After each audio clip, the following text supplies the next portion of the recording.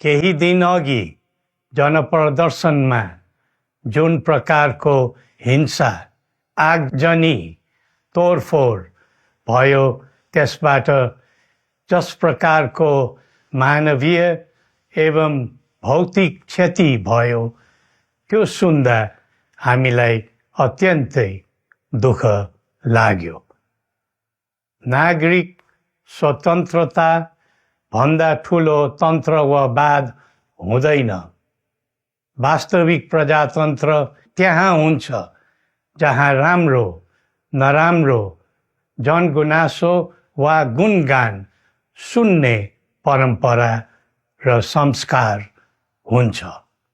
नेपाली जनतामा देश र भविष्यलाई लिएर जुन खालको जागरुकता पैदा भएको छ त्यसलाई हामीले सकारात्मक रूपमा लिएका छौँ।